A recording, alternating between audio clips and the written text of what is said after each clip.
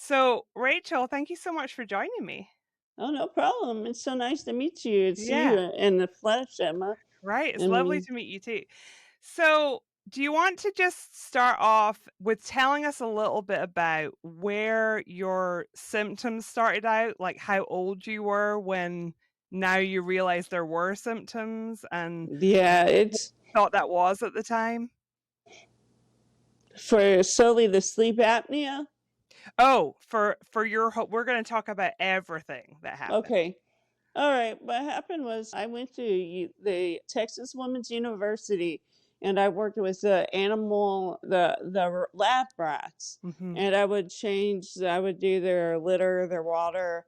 And in that summer of 2011, it started with the excessive daytime sleepiness, like literally falling asleep off my stool during lunch. And they were worried about me, and I started doing automatic behavior where I would put in two food bowls instead of a water and a food. And my partners were like, "Wait a minute, you're ruining the validity." And I'm like, I didn't mean to do it, but it was like automatic behavior. And when that was all that summer from June to August. But when 9/11 happened, that's when the sleep paralysis with hypnagogic hallucinations started up almost all night, every night. And it was like I could feel the flame. I would have nightmares about 9/11. So, when that first happened to you, had you ever heard of narcolepsy or any of these symptoms? I knew of sleep paralysis. I knew I was having sleep paralysis all night, every night, and that it wasn't just an occasional. It began doing it like all consuming. But I definitely knew about. I was a psychology major. I was going to be a psychologist, so I was aware that I was having sleep paralysis. I it was in November. Well, it was beginning in Octoberish when I would started having cataplexy. I didn't know what in the world it was.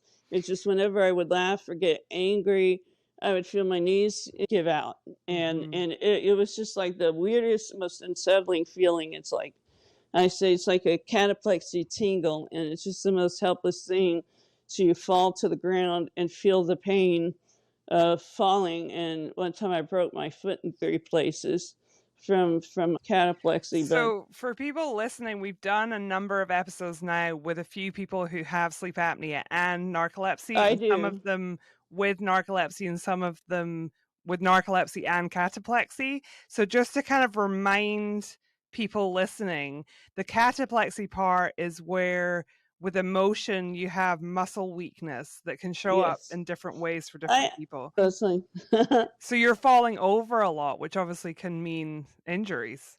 Yeah, it can. I am treated. When I'm treated, it's not like I usually don't break bones, no. Mhm. And so But tell us where the sleep apnea part came in. So that was happening while you were in college. Did you actually get yeah, your narcolepsy diagnosis then, or when did that yes. happen? You did? What happened was is I was looking it up constantly, trying to sleep paralysis. So what could this be?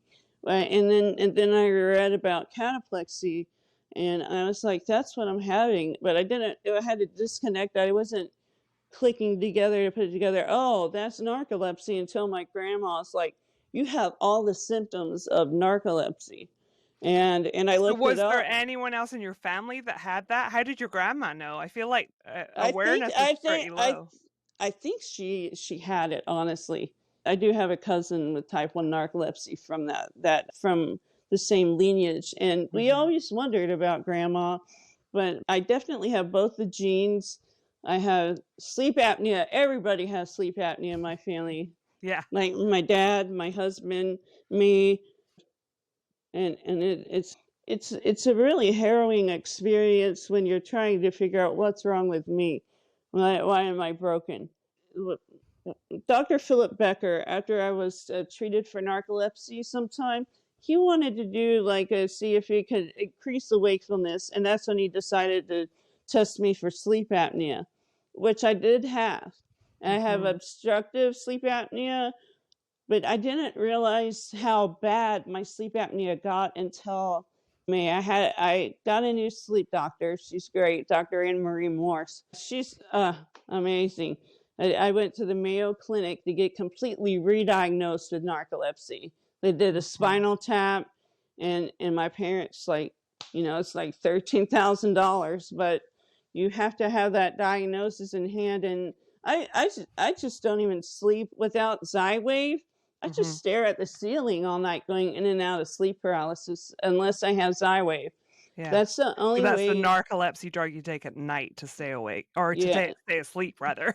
Yes, just to consolidate the sleep. It's when you think about narcolepsy, it's good to think of it like a metronome. We no longer have that metronome. There is no rhythm to the sleep cycle. I found out in May at the Mayo Clinic that I didn't just have sleep apnea obstructive. I had really bad treatment emergent central sleep apnea. Yes. It was caused by the CPAP. Mhm. I had to buy a whole new machine, a BiPAP, and it's done a lot of wonders. And I That's found great. out that my oxygen levels were plummeting hugely because I would get that central sleep apnea with just the BiPAP alone. Mm. I did a second overnight sleep study, and I was much improved. Mhm. And So and take us back to when you first got your diagnosis. So you were in college, is that right? yes, And so when you first got that diagnosis, it was originally just for narcolepsy and then later the sleep apnea, or was the sleep yeah, apnea at the same time? sleep apnea was a bit Later. later, a And so couple how years. did you feel with that diagnosis of narcolepsy? Did it explain a lot for you? Like, did you Oh, feel it like did. It upset that, like you weren't expecting that, or what were your feelings about it? No, by the time I was able to get diagnosed with narcolepsy, I went in knowing what I had because of my grandma. I put all the symptoms together and I said, and when my grandma told me about cataplexy, and I read if you have cataplexy, you have to have narcolepsy. And that's when it all clicked for me. So I went in to my PCP going, hey, I need to get a sleep study done. There's something up. And it's narcolepsy. I just know it's narcolepsy. And that's when I found out that my mom's the health insurance excluded all sleeping disorders. So that meant So the insurance had an exclusion for all sleep disorders? yes, in 2001. Yeah. Wow. When I first met my husband and we started dating, of course the narcolepsy came up and he's like, I don't know, that's a big deal. I don't know if I can handle that. I think it's a major problem. Like, hey, look, I'm everything you ever wanted in a woman. I just happen to have narcolepsy. He's like, well, you know what? I have sleep apnea and I use a machine, but you probably don't think that's sexy. That's not sexy. My ex-girlfriend hated the machine. And I'm like, it's breathing is sexy. Yeah. Breathing is Getting sexy. oxygen to your Yeah. brain is really Yes, sexy. definitely. And And being and able to he function during the day. yes, and Mhm. and when he always uses CPAP, and I'm very proud of him because it's important to have a partner that actually cares about you. Here's this like phenomenal guy that's been like sleep shamed his entire adult Yeah. life Yeah. by significant others that say it's not sexy. Right. Apparently, to me, that signals that they didn't really care about you. Or also just that they didn't know anything about what sleep apnea was, right? Yeah, Like, I think that the yeah. level, or they didn't care enough to find out. You Like, I would think the think that level of understanding in the general public is so low that that's it often is. part of it, I think. So you started treatment for narcolepsy in the first instance, Yes. and so you were essentially paying entirely out of pocket then if it wasn't covered. When the fall semester ended, and it was starting January 1st, that's how I transferred on to my dad's insurance, which Yes. is Blue Cross Blue Shields, which covered sleeping disorders. So once you got that diagnosis with obstructive sleep apnea, did you start on CPAP right away, or did you I discuss other did. treatments, or what happened? I had a lot of trouble being compliant and wearing Yeah? the mask. It's hard work to make sure that it stays on your face as much as possible. Mhm. And you It's have hard to, work for anyone, Rachel, but people who are dealing with narcolepsy and they're dealing with yeah. hallucinations and sleep paralysis and all these different things, it's astonishing to me when I hear stories about people with narcolepsy and people that have sleep apnea as well having their CPAPs taken away because Yes, they that's have all. such a tough time adjusting, right? I Right. just That's why yeah. my parents bought the ASV out of pocket. Mhm, But that's the only way that I can safely be on Xywave. And mhm. without Xywave, I mean, it's like worse than death. Living every day exhausted. Yeah. And when you have narcolepsy, you sleep around. And by that I mean you sleep around the house, in the car. Mhm. I mean like sleep like Yeah. around the house. And you don't always have that CPAP with you. But it's important to make it a habit, and I know I need to continually do better on it because accountability is key. I'm not Yeah. 100% where I need to be. I've been around like 50% compliant. Well, Takes I a think lot a of. lot of it as well is oftentimes people don't have a lot of support. So I think sometimes, adapting to CPAP can be really challenging for people. So, I tried the dental device. Like this was pretty novel back in 2004, 2005, yeah. but it caused a lot of pain.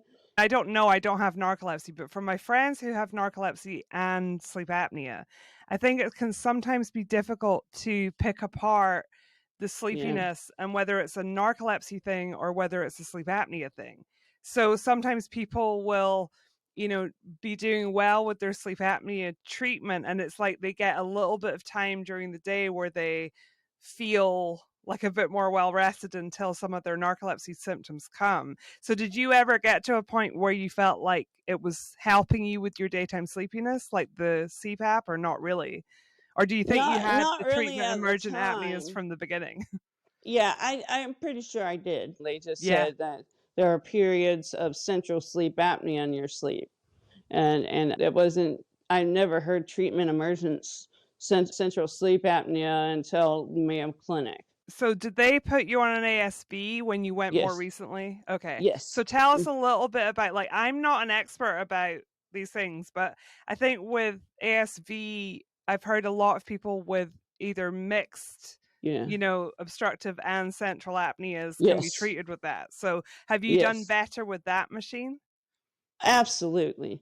Instead of breathing against me, it feels like it's breathing with me.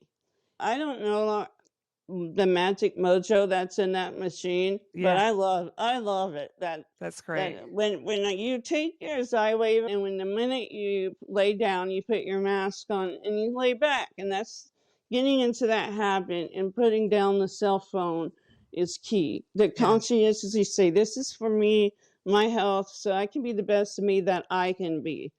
Mhm. Tell I us about, so I need to have Dr. Morse on my podcast. I love her, and I've met Yeah, her a number of times in person. Dr. Morse is phenomenal. I So can't. tell us, for It everybody listening, because I feel like oftentimes I'm telling people, if you're not getting anywhere with the doctor you're working with, like, You change your you doctor. change your doctor, you get a Yes, second opinion, or you keep going, yes, because I feel like the difference between a really empathetic doctor can make all of the it difference in does. the world. So can you explain a little bit about what was different with Dr. Morris? Was it just how she listened to you, or It's not. It's so many things wrapped into one. This is. I met her 2 years ago on TikTok, it's and great? we connected on being staunch patient advocates, sleep medicine. I mean, it's the stuff we're both real passionate about. She's just so humble. I went there. I went through a period of not having a sleep doctor from February to June. And having untreated narcolepsy in periods of time, she agreed to see me on, we made the appointment on TikTok. And this woman is, she's beautiful inside and out. The reason why I love her, she's like, I'm not your doctor. I'm not the boss lady. I am your healthcare partner, not provider. She does things, she's completely has an unconditional positive regard. She knew how badly I had suffered trying to get a new sleep doctor. Mhm. And agreed to see me and work with my insurance.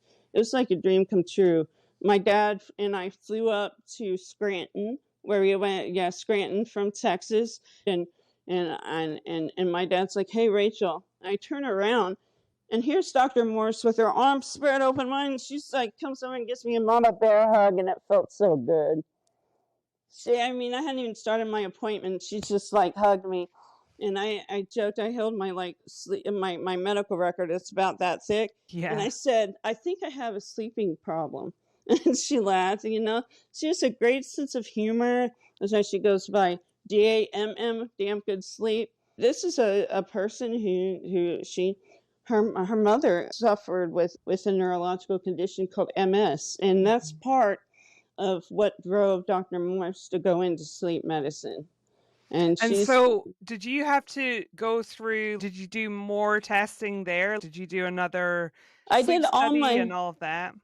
I did all the sleep study. I knew I had narcolepsy, but you see what happens with me is that with narcolepsy, the sleep paralysis and all that's so severe in me is that if I just lay back, I just go into sleep paralysis almost all night. So it's hard for them to get enough nap tests in to say you're positive. I know I have narcolepsy with cataplexy, but I'm tired of constantly having to do these sleep studies. Yes, So I they're don't like, blame you. okay, here, you know, you go in and you get a spinal tap, and it's a lot more. It's not as bad as people think it is. At least it wasn't for me. So, what did Dr. Morse provide? Like, obviously, she put you back on the medications you needed to be Yeah. on for the narcolepsy And and saw finally, her. the third week of June, I started to get my life back on track. I mean, there was no makeup. There was no like. It was Yeah. just like crying. Like I would say during that period is when I wrote a song called "Narcorectomy, Narcolepsy" because it just really it feels that the way it affects your mental health, your Yes. ability to earn an income. I Mhm. mean, it makes you feel so low about yourself, Yeah. and that's So that kind of was gonna be why. my next question, just because doing this podcast, almost everybody I talk to with whatever sleep disorder, but, you know, a lot of people I talk to obviously have sleep apnea, and almost everybody has some sort of mental health impact. Yes, So that has been a big thing for you as well. the self-esteem, the self-worth are constantly nagging. I'm never. It's like, can I be a good enough daughter or wife? Can I go out in public and not fall asleep in my bed of rice? I mean, that's happened before. I had sleep attacks in my food at restaurants. And a lot of times people don't understand that you're not trying to purposefully be sleepy or lazy. You're just Yes. trying to keep on going in a world that doesn't stop. Mhm. And so you talked a little bit about being on TikTok and putting yourself Yeah. out there. So when did that come about that you decided to be on social media and talking about this? Because I think that's so brave and Well, really thank you. helpful to a lot of other people who are dealing with this stuff. Well, I started going online back when MySpace days. On MySpace, we started like a narcolepsy support group, and that's where it was led by Michelle Hernandez, Mhm. who runs the biggest narcolepsy support group on Facebook now. But we started on MySpace with "Open Your Eyes to Narcolepsy," and in 2009, I uploaded a video on the YouTube of me in status cataplecticus. I got a whole lot of like, that's demonic possession. I'm like, no, I'm trying to educate that if it was demonic possession, why do all these medications get rid of the demons? It's not demonic possession. Medical condition. Yeah. Yes. It's, I became Sleepy American because I don't want to. I was tired of feeling that low jump of self-esteem. And I'm Yes. like, most people don't have to deal with this amount of suffering to get over the hill. Yes. It's like It's a the lot of the, obstacles. the transmission on your car is just completely fried and busted, and yet society still expects you to push your vehicle up the hill all the way. Yeah. I'm a superhero, and it's like Mhm. I'm Sleepy American, and my superpower is empathy. Mhm. Well, I So think we all need more of that for sure. So tell people where they can find you online. I'm on Facebook, and I was the second generation of Rising Voices of Narcolepsy.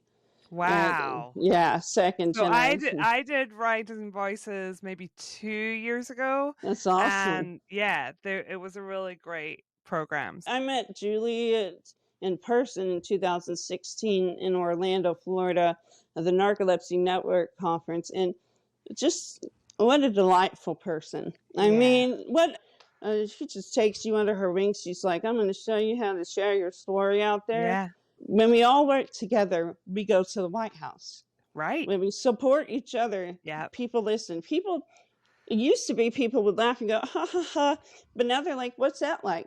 And last Yeah. night I went out on a date with my husband we have like the Real Unreal. It's like this interactive art exhibit. And going in, I just started talking about my sleep condition to one of the ladies that worked there that was showing us where to go. And she's like, I have narcolepsy too.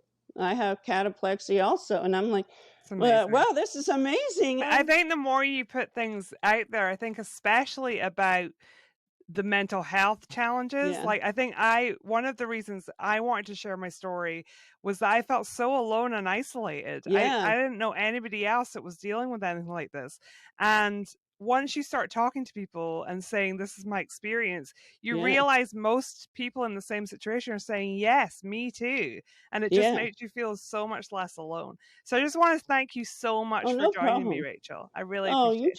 too. It's really awesome. I love everything you do about sleep apnea stories. I think that sleep apnea is an overwhelming epidemic, especially in this country. They Yes. do not value sleep enough. People do not realize how much you sacrifice by burning the midnight oil. Yeah. And people with sleep disorders find a doctor who knows about sleep. And if Yes, they're not helping you, find another one, I think is what we're saying. exactly. Yeah. Dr. Marie Morse, I would probably give like 10 stars if possible. Yeah. I'm so Just, glad that worked out and that things oh, are a little bit more manageable. my life has completely changed because of that wonderful lady.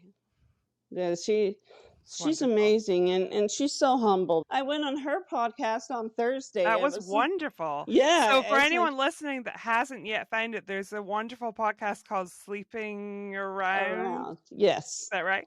And so Dr. That's her Anne-Marie tongue. Morse and Matthew. Matt Allard. And so, yeah, I've listened to a bunch of them. They're really good. Listen, thank you so much, Oh, Rachel. no problem. Thank you, Appreciate it. Emma.